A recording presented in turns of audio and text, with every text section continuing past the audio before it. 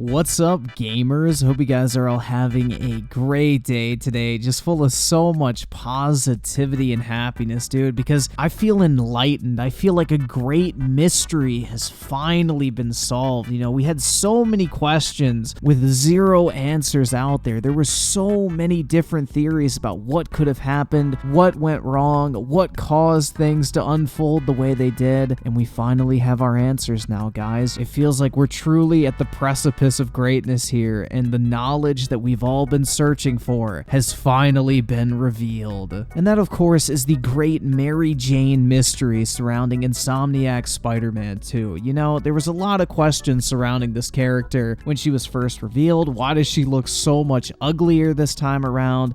Look at this dude. Wait till you see the. No.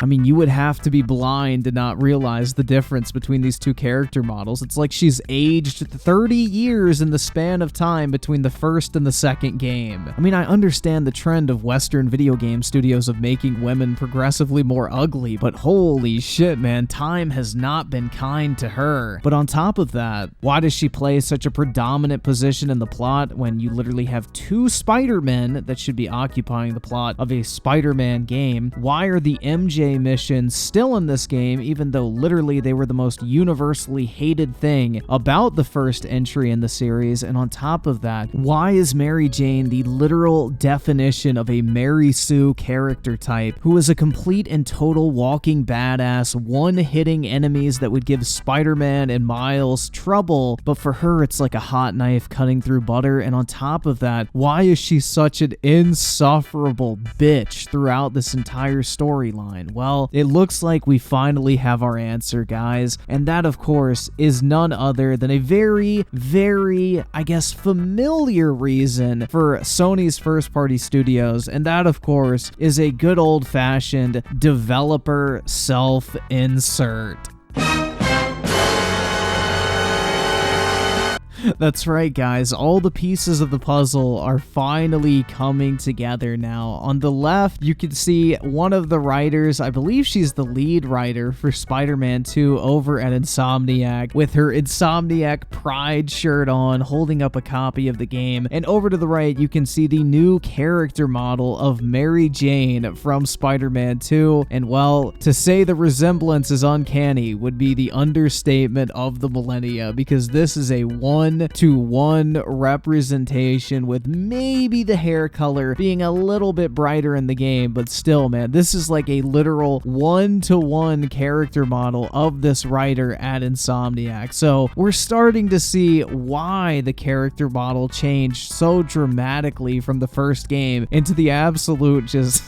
I don't know, man. I don't want to be too mean because I ain't trying to get banned, but the state of Mary Jane that we see in Insomniac's latest video game release. And it also makes a lot of sense too, because all the other major characters are direct mocapped, like actual models. And Mary Jane, if you play through the game, her character model just looks really out of place. It looks really low res. The detail looks off. The facial expressions look off. It just looks really out of place in this game compared to all the other major characters. Like, this thing looks like it was shoved into the game at the last minute and changed. Like, something is very wrong with Mary Jane's character model, and not just because of the fuckability factor, as a lot of people would say. I'm not even talking about how pretty she looks or whatever. I'm just talking about the fact that when you put her character model next to pretty much any other major character in the games, their model looks so much more detailed and the facial animations are done so much better. So it would make sense, because this is what Mary Jane's mocap actor is supposed to look like, guys. I would not blame you if you don't see any sort of resemblance between the two. I mean, it is a night and day difference between what is in-game versus out of game. I don't even think it looks like the same person. You can kind of see similarities, but you can obviously tell that the mocap actor was literally used as a starting point, and then the character model was greatly edited and altered in order order to morph into a similar form to this Insomniac writer. And I think that is definitely the case. That seems like the most likely scenario. And you know, it really does explain this great mystery surrounding everyone's favorite Mary Sue and Spider-Man, that of course being Mary Jane. Now, Sony is no stranger to self-insert characters in their games. I mean, I can look back at one of my personal favorite video games of all time, and I'm sure it's very close to everyone's heart if you're a fan of this channel, and that of course is The Last of Us Part 2. Joel, get up. Joel, fucking get up. Please stop. Please don't. Joel, please get up.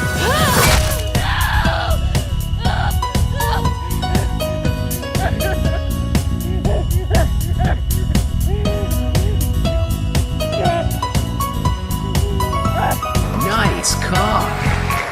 Perfect. Now, I hate to do this to you and ruin your day, but if we divert our attention to a very familiar scene I'm sure that a lot of us have tried to remove from our memory, that of course being the Abbyzilla sex scene, where a character that looks oddly familiar to Neil Cuckman himself decides to take Abby to Pound Town and, you know, hits that shit from behind, man. So I bring up this specific example to say that it's not completely unheard of that developers unofficially self-insert themselves in more than one way into the video games that they create. You know, there's nothing inherently wrong with that, but it does explain a lot about why Mary Jane goes from looking like a 20-something-year-old to being 50 years old in the sequel, because her face has been dramatically altered as a means of self-inserting for this actual writer. Now, I know a lot of people will say, dude, you're full of shit, this hasn't been confirmed, but I mean, come on, bro. Are we really going to pretend like this probably isn't the case? I mean, of course, they're never going to confirm it. They'll probably deny it. They'll act like it's a bunch of bullshit, but let's keep it honest, guys. We all know what's going on here. It is blatantly obvious. All those questions about why her character model was so dramatically altered in the span of a couple years, or, you know, however long it was in the length of time in the Spider-Man universe, are answered with this image. I think it is abundantly clear, especially when you consider the fact that she is, to my knowledge, one of, if not the lead writers for this game, and this self-insert definitely goes further than just the aesthetic qualities of Mary Jane as a character, because throughout the plotline of Spider-Man 2, Mary Jane plays an overwhelmingly unnecessarily prominent point within the campaign in downright comical moments. Like, for example, Mary Jane pulls up on her Harley Davidson and rides that shit around town, not only when Harry and Peter are pedaling on their little boy bikes and she's on her massive fucking hog, but when Venom is ransacking New York, you know, she grabs the meteorite, hops on the back of her Harley, and drives off to defeat Venom once and for all. Like, there's comically fucking just cringe moments of Mary Jane scattered throughout this game that, if the developer is in fact self-inserting and writing the story through the perspective of Mary Jane literally being her, which it looks like that is the case now, it really does explain a lot of the just downright pathetic writing and just horrible storytelling in this game surrounding Mary Jane as a character in particular. And I think it's interesting too, because on my long list of issues with Spider-Man 2 as a video game, with, you know, the combat not really being anything interesting and being kind of bland and unnecessarily drawn out and never really delivering you that superhero power fantasy, I mean, unless you're playing as Mary Jane, that is.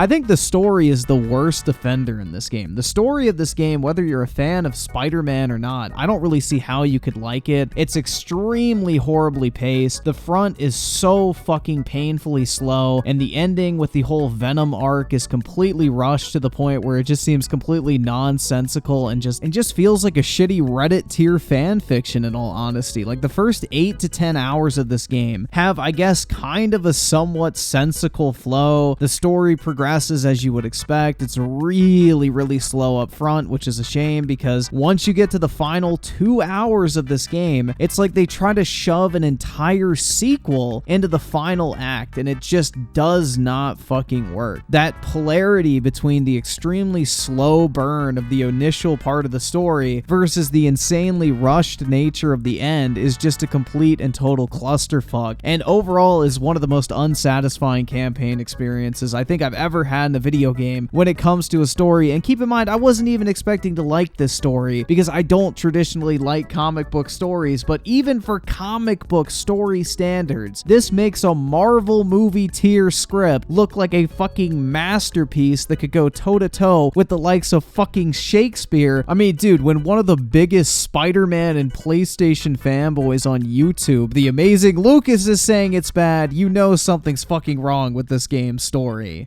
The next bad is going to be the story. I'm sorry, I don't care what you have to say. This story is garbage. The story is trash, okay? The next thing I have to say is Mary Jane. I'm sorry. Whoever is writing Mary Jane, I don't know which one of the writers, but she is not likable in this game at all. There's a moment, not to get into spoiler territory, but she does something to Peter, and it's like, you knew that wasn't him who was doing all of that, right? You knew that wasn't him, and despite that, you still put out this, you still did this to harm him. And I'm just like, why? You're just the worst type of girlfriend ever, like ever. In addition to that, her whole attitude. You have moments where Peter is like professing his love to her. He's like, hey, you're the best. And she's like, yeah, I know. Okay, cool, blah, blah, blah. And I'm just like, what? What is this? I'm sick and tired of Peter. He comes off as being nerfed. His powers seem to be extremely nerfed, and it seems that they do that in order to shine light to Mary Jane. But the story is garbage, bruh.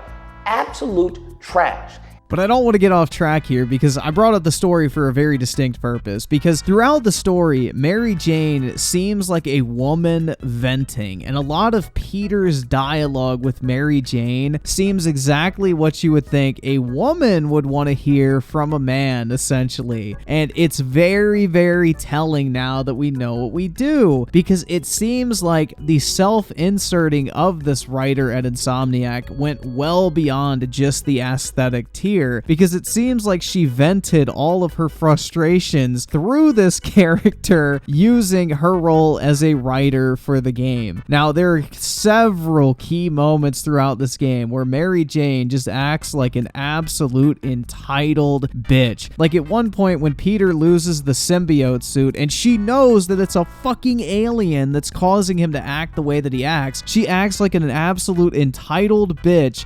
Dare I say it, hateful cunt. And treats him like absolute fucking dirt, and like the entire thing was completely his fault, even though she literally acknowledges the fact that his mind was being controlled and altered by a fucking alien, dude. She acts like a cold-hearted bitch to him, shutting him out and acting like everything is his fault, and she's the only one holding everything together. Like he doesn't have bigger fucking shit going on than her little fucking issues. And that's another very common theme, is Spider-Man is constantly made to feel bad about needing to be a superhero when it comes to Mary Jane's real person problems, essentially. Like, she wants him to drop everything, as in saving the fucking city, to help her with her whatever insignificant wants and desires. And this is literally shown at its worst form during the Scream boss fight, where Mary Jane gets her symbiote and literally loses her filter, bitching at you for a solid 20 minutes straight about how inadequate you are as a man, essentially. And throughout the fight, instead of actually beating her, because, you know, Scream, of course, wins the boss fight, even though you literally beat her out for 4 rounds of combat that are painfully slow, you know, throughout the boss fight, Peter is literally verbally and emotionally cucking himself to her, basically acting like she's God's gift to the world. She's the only reason he can do what he does. She's the real hero. He's nothing without her. Everything he's ever accomplished is only because of her. Basically just laying down as a fucking doormat for her at every single opportunity. It is one of the most pitiful and pathetic displays I have ever seen in modern video games, and it is comically bad, dude. If you love ironic humor, you will laugh your fucking ass off throughout that boss fight, because it is one of the most just blatantly pathetic displays I have ever seen for writing in any sort of medium, and it makes absolute sense now that Mary Jane is a self-insert character, and this particular writer was using this scene especially to vent all of her angers at men that she has that carry over from the real world. You know, a lot of things are starting to add up at this point. And then we circle back to the dreaded Mary Jane missions. Of course they weren't going to be removed from the game when the lead writer, or one of the lead writers, I'm not entirely sure on her role, but when one of the lead writers, of course, is in charge of creating the storyline. So of course Mary Jane is going to be in there. Of course we're going to get more badass Mary Jane moments where she's going through entire hordes of enemies with little to no effort, taking them out with more ease and precision than Spider-Man or Miles could ever hope to. It's just everything starts to make sense when you look at it from this new lens of self-insertion. All of it. The aesthetic change of the character's writing and attitude, the other characters' interactions with her, her prominence in the story. I mean, let's not forget that Mary Jane is technically the one who defeats Venom. Both Miles and Peter are incapacitated, and she's the only one left, able to push the button in Massoyance machine that destroys the meteor and destroys Venom as well in the process. All of it starts to add up, and once we look at it from this new lens, we understand the mentality that went into creating this absolute train wreck of a character and a storyline that is Insomniac's Spider-Man 2. Now, I don't know, guys, maybe this is some fucking schizophrenic putting dots together that don't actually fucking exist. You'll have to tell me. Let me know your thoughts on this in the comments section below. I would be greatly interested in hearing your take on this particular situation. But if you guys enjoyed this video, make sure to drop a like on it. I would greatly appreciate it. You know, I'm sure you guys are sick of me talking about Spider-Man 2 at this point, but holy fuck, man. Like, I know I got paid like $300 to play this game. I reviewed the game because it pissed me off so much, and I genuinely did not enjoy the game whatsoever. The combat was bland, boring, the story sucked. I mean, the open world was fine, the web slinging was fine, but overall, man, I could not stand this game, and by the end of it, I was so ready to be done. So it